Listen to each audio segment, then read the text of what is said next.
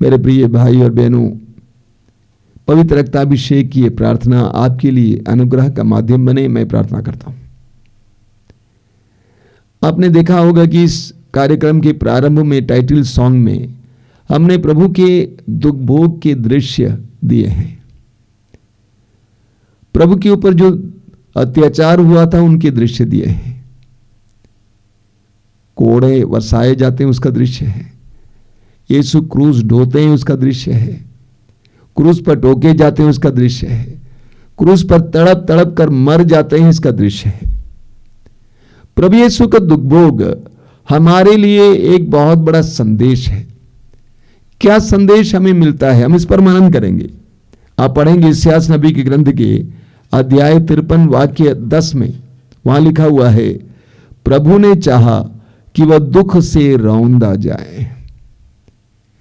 प्रभु ने चाहा कि वह दुख से रौंदा जाए। इस्यास नबी की भविष्यवाणी प्रभु यीशु के आगमन से करीब 700 साल पहले की लिखी हुई बात है और ये भविष्यवाणी प्रभु यीशु के जीवन में पूर्ण हुई। यीशु दुख से रौंदे गए, हम जानते हैं। यीशु दुख से रौंदे गए।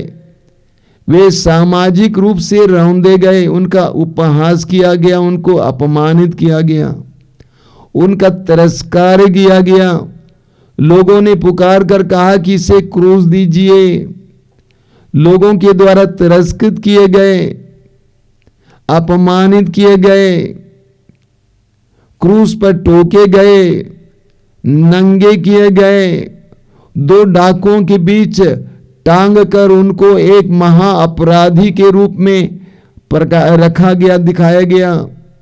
यीशु सामाजिक रूप से रौंदे गए, उनकी पहचान मिटाई गई, उनका अस्तित्व मिटाया गया, सामाजिक रूप से जीरो बना दिया गया, शून्य किया गया। प्रभु यीशु शारीरिक रूप से भी रौंदे गए। उनके शरीर के घावों का ख्याल कीजिए, संपूर्ण शरीर घावों से भरा हुआ, रक्त बहता हुआ, वो रौंदे गए। उनका शरीर विनष्ट किया गया, नष्ट किया गया, चकनाचूर किया गया। वचन में लिखा है कि प्रभु ने चाहा कि वो दुख से रौंदा जाए। पेतरुस का पहला पत्र अध्याय 2 वाक्य 21 से क्या लिखा हुआ है, इसीलिए तो आप बुलाए गए हैं क्योंकि मसीह ने आप लोगों के लिए दुख भोगा और आपको उदाहरण दिया जिससे आप उनका अनुसरण करें। उन्होंने कोई पाप नहीं किया और उनके मुख से कभी छल कपट की बात नहीं निकली। जब उन्हें गाली दी गई तो उन्होंने उत्तर में गाली नहीं दी, और जब उन्हें सताया गया तो उन्होंने धमकी नहीं दी। उन्होंने अपने को उस पर छोड़ दिया जो न्यायपूर्वक विचार करता है। पेतरुस कहते हैं जब वो सताए गए तो उन्होंने धमकी नहीं दी। जब हम सताए जाते हैं हम धमकी देने लगते हैं, हम दिखाएंगे, हम पुलिस के पास जाएंगे, हम अपने लोगों को बताएंगे, हम तुमको छोड़ेंगे, हम साथ नहीं देंगे, धमकी देते हैं। लेकिन प्रभु ने कोई धमकी नहीं दी। प्रभु ने मौन पूर्वक सब कुछ को सहा।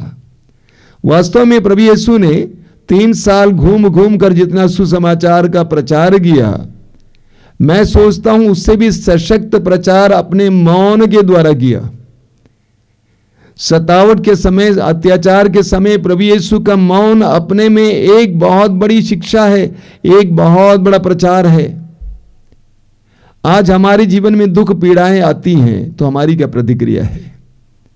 हम क्या करते हैं? सबसे पहले हम दुख से भागने का प्रयास करते हैं, हम कतराते हैं, हम डरते हैं, घबरा जाते हैं, हम दुख को दुश्मन समझते हैं। जो दुख देते हैं वो हमारे नंबर 1 दुश्मन हो जाते हैं।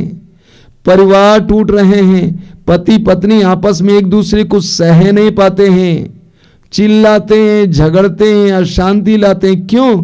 क्योंकि हम दुख को सह नहीं पाते।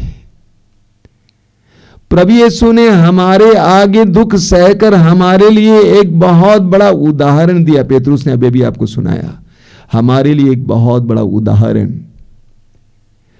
मैं एक लड़की को जानता हूं जिसकी शादी मुश्किल से 3-4 पहले महीने हुई, बड़ी शान से शादी हुई, और आज वो अपने मैके आई है, बोलती है कि मैं वापस नहीं जाऊंगी, जाऊंगी तो पति के साथ रहूंगी, ससुराल में नहीं रहूंगी।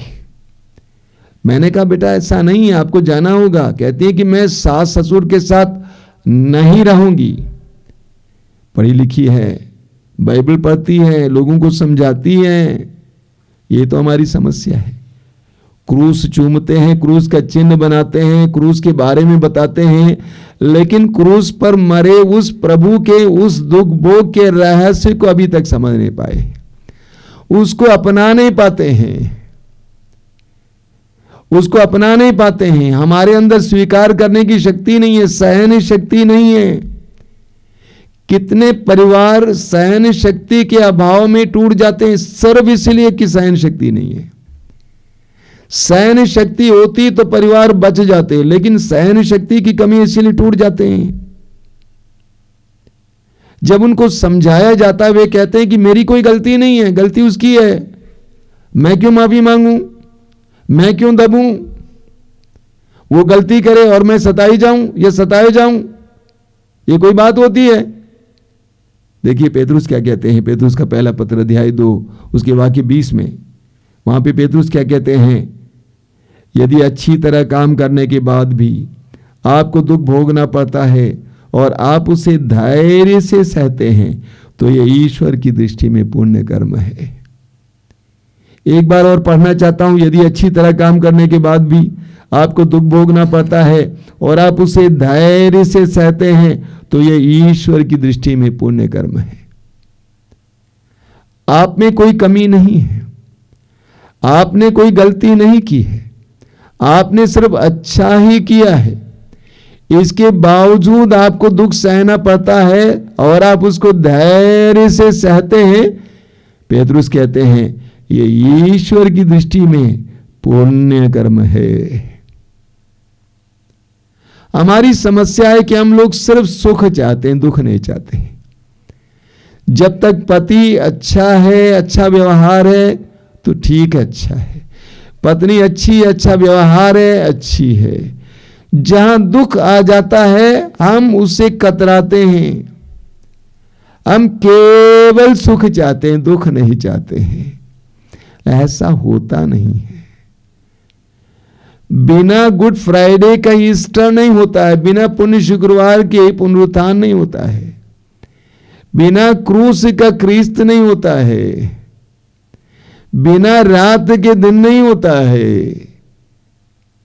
हमें एक बहुत सुंदर वचन पढ़ने को मिलता है अय्यूब का ग्रंथ अध्याय 2 उसके वाक्य 10 में। आप जानते हैं अय्यूब ईश्वर का बहुत अच्छा भक्त था, लेकिन उसके ऊपर विपत्ति पर विपत्ति आई, यहां तक कि उसकी पत्नी ने भी उसको कोसना शुरू किया, कहा कि ईश्वर को कोस कर मर जाओ। तो अय्यूब ने क्या कहा अध्याय 2 वाक्य 10 में, हम ईश्वर से सुख ग्रहण कर सकते हैं तो क्या दुख नहीं ग्रहण कर सकते? अगर हम ईश्वर से सुख ग्रहण कर सकते हैं तो क्या हम दुख ग्रहण नहीं कर सकते? वचन में आपने सुना कि ईश्वर ने यीशु को दुख से रौंदे जाने दिया। ऐसा क्यों? मैं आपको बताना चाहता हूं, यह एक प्रक्रिया का हिस्सा था, ईश्वर की एक महान योजना थी। वचन में लिखा हुआ है फिलिपियों के पत्र के अध्याय 2 उसके वाक्य 6 से मैं पढ़कर सुनाऊंगा।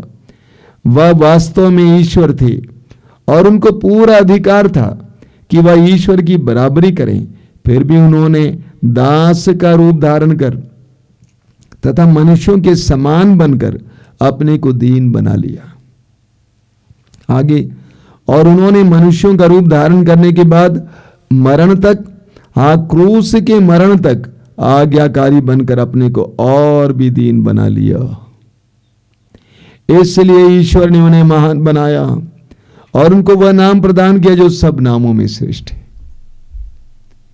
प्रभु यीशु के बारे में पौलुस कहते हैं कि वे ईश्वर थे, ईश्वर की बराबरी कर सकते थे, लेकिन वो दास का रूप धारण करता है। इतना ही नहीं, ईश्वर के प्रति इतना आज्ञाकारी बनता है कि मृत्यु को स्वीकार करता है, वो भी क्रूस की लज्जाजनक मृत्यु को स्वीकार करता है। इसलिए ईश्वर ने उनको महान बना दिया और वह नाम प्रदान किया जो सब नामों में श्रेष्ठ है। वास्तव में यह मसीही जीवन में सफलता का रहस्य है। एक विश्वासी के जीवन की सफलता का रहस्य है दुख से रौंदा जाना और ऊपर उठाया जाना। एक प्रक्रिया का हिस्सा है दुख से रौंदा जाना और ऊपर उठाया जाना। यह ईश्वर का मार्ग है।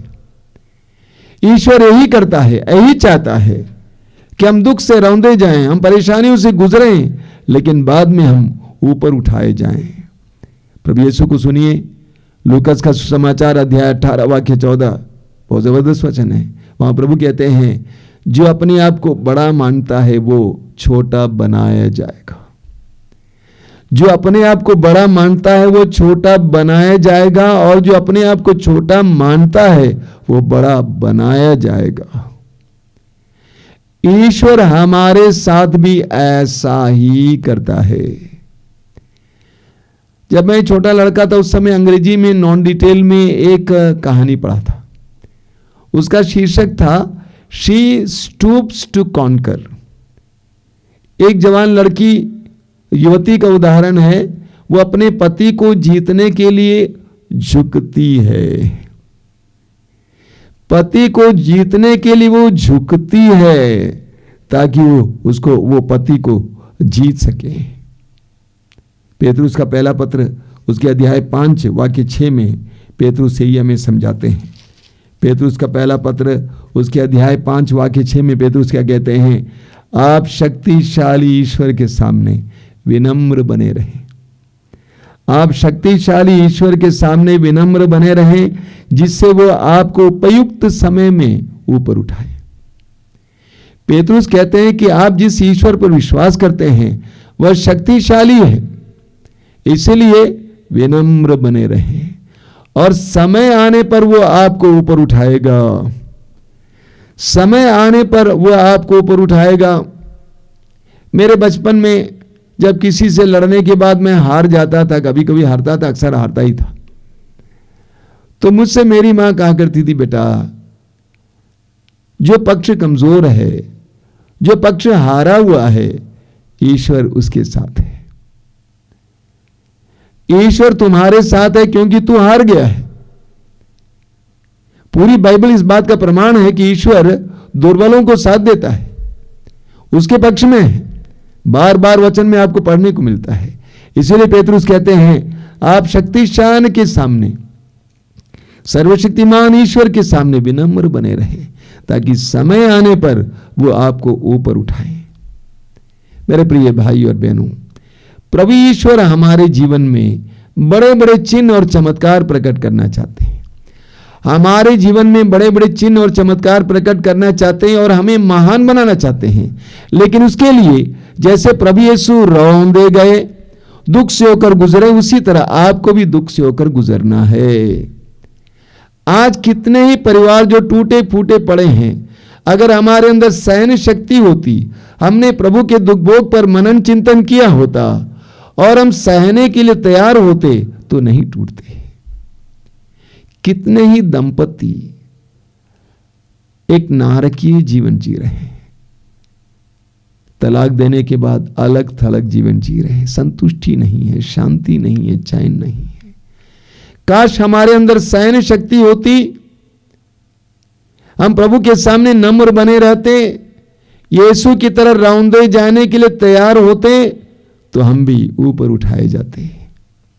आइए हम प्रार्थना करें कि प्रभु मुझे तेरे जीवन के रहस्यों को, विशेष करके तेरे रौंदे जाने के रहस्य को, तेरे दुखों के रहस्य को समझने की कृपा दीजिए।